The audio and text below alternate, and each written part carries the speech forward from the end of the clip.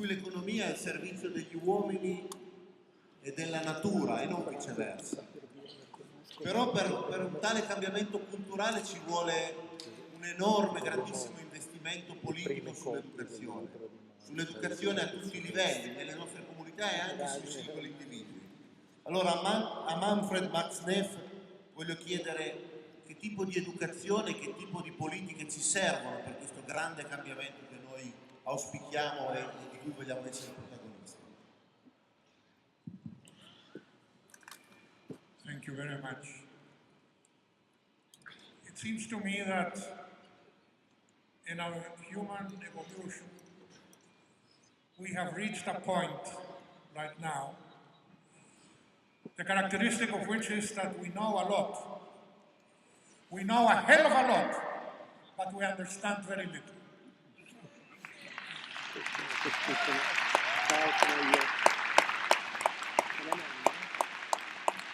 What do I mean with this?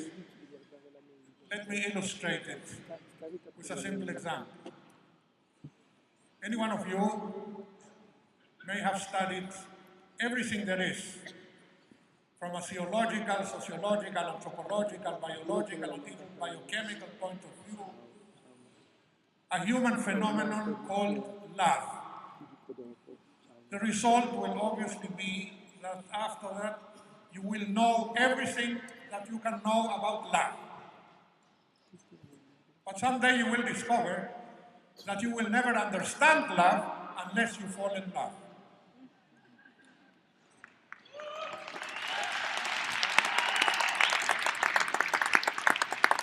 What does this mean? This means that we can only attempt to understand that of which we become or are a part. Fragmentation never leads to understanding. It leads only to the accumulation of more and more knowledge. Never in human history have we accumulated so much knowledge as during the last 100 years. And look the world in which we are. What was all that knowledge for? It was not useless, but there was something incomplete. It was only knowledge and no understanding whatsoever. And what we need today in the world, more than anything else, in relation to education, is not just more knowledge, but how to reach more capacity to understand. And there are no schools, no universities organized in such a way to promote the growth of understanding. No, it's just more information, more data, more statistics, and so on and so forth. But as long as we continue assuming that I am here and out there somewhere is nature, I am here and out there somewhere are the poor. No, that's not the way it is. I am the poor.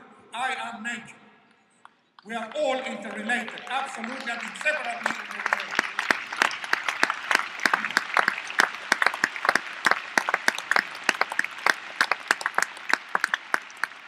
Well, but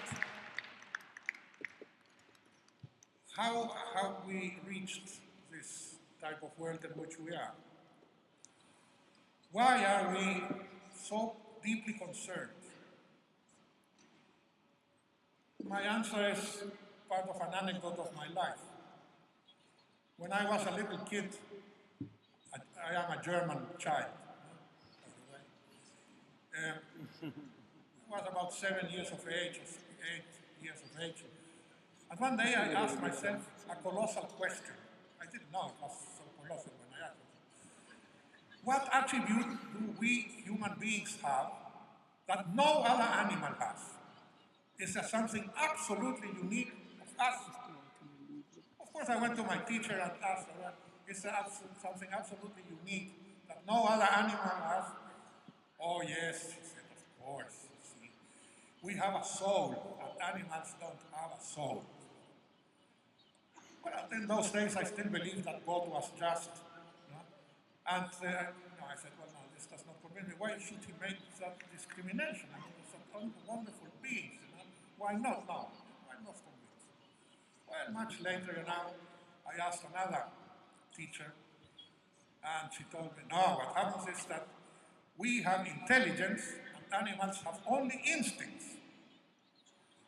Well, I had my 2 horses and 3 dogs and one incredibly intelligent cat. And watching them, I knew, that many times that they did things that only they could do after going through a deep reflection. So again, I was not convinced. Well, I forgot about it. Years passed, and one day, alone, without asking anybody, I thought, finally I got it. We have humor, and animals have no humor. And I was very happy because nobody had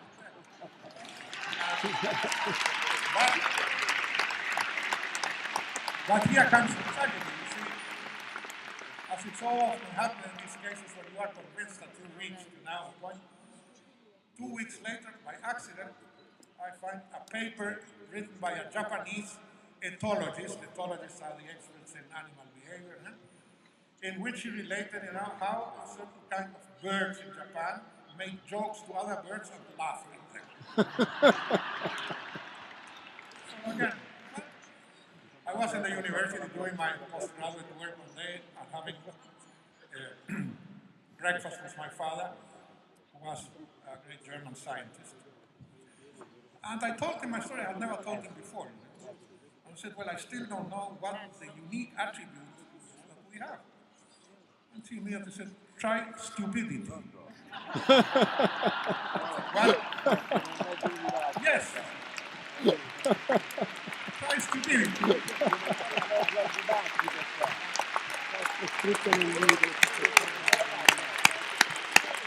And I was, of course, very perplexed. Well, over 50 years have passed, and I am still absolutely convinced that my father was right. Because there are no stupid elephants, there are no stupid dogs, there are no stupid hens. The only stupid beings in this planet are the human beings. Because, you see, and this is very interesting, nobody is free from stupidity because stupidity is not a brain damage. To be an idiot is a brain damage, but to be stupid, no.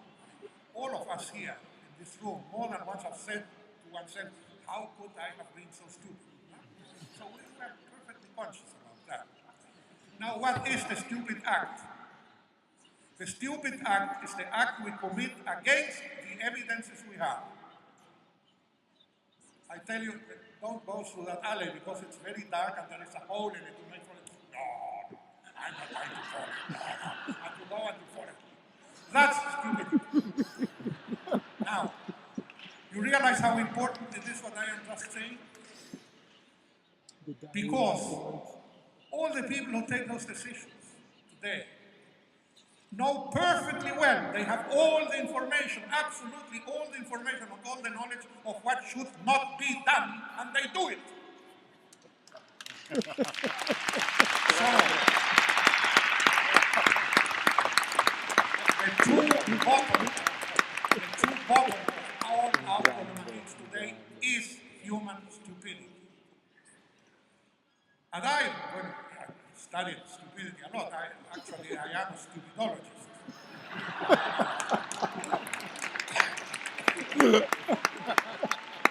And I can tell you that law number 1 of Max Neef about stupidity is that the more power you have, the more stupid you become.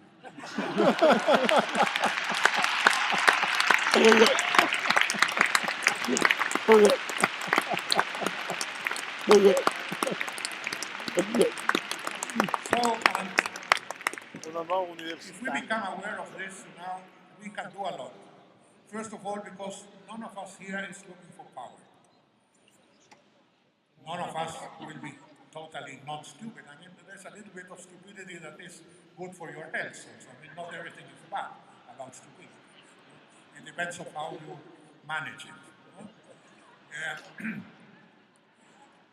But the point is that if I look at all here in this room, one recovers again now optimism. Many people feel sort of defeated all the time. I experience this all over the place. But what can we do? Who am I? I mean, I don't have any power. I mean, look at this tremendous, powerful thing. No, that's not true. We are tremendously powerful, but in a very special way. Here you have Terra Madre, and you have hundreds of thousands of different groups all over the world doing their little thing. But that's never in the news. You won't see it on the television or in the newspapers. I mean, they don't make news, but they are tremendously important. It is something like I equate like the immune system. We see and we feel the disease, but we neither feel nor see the immune system fighting that disease like hell so that we get fine again. All people here are an immune system of the planet.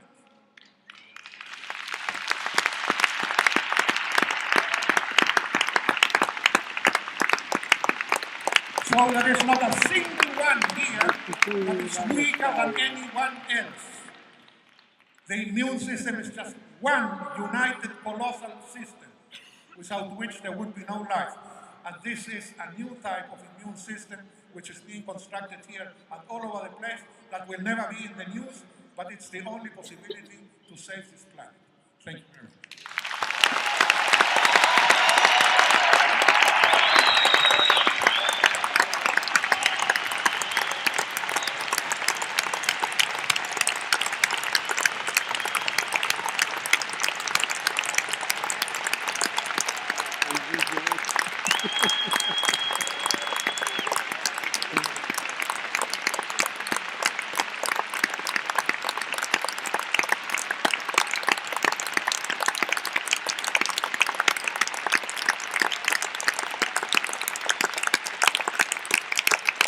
Grazie anche al contributo di Manfred Max Neef.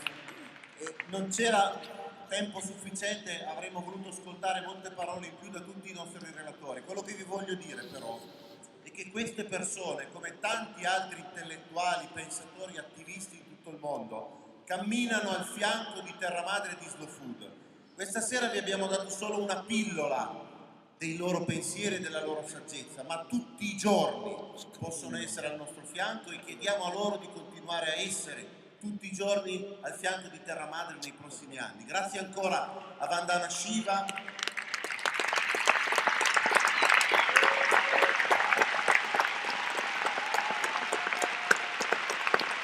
a Marcello Bulatti,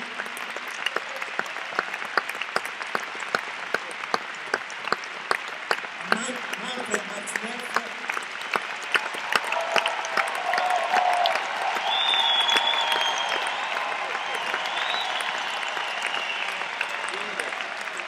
a Sergio Latouche, a Daniele Giovannucci,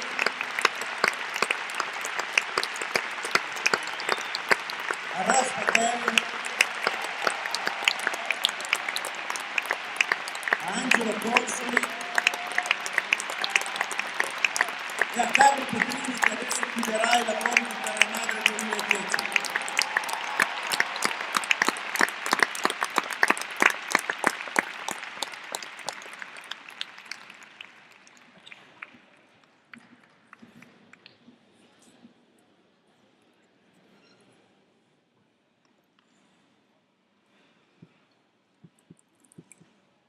Voglio anch'io rinnovare il mio più vivo ringraziamento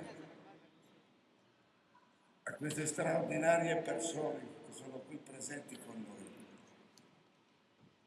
Vandana, Manfred, Serge, Marcello, vi sento quanto è importante e quanto è stato importante il vostro lavoro, così come è stato importante il lavoro di Alice Water o di altri che non ci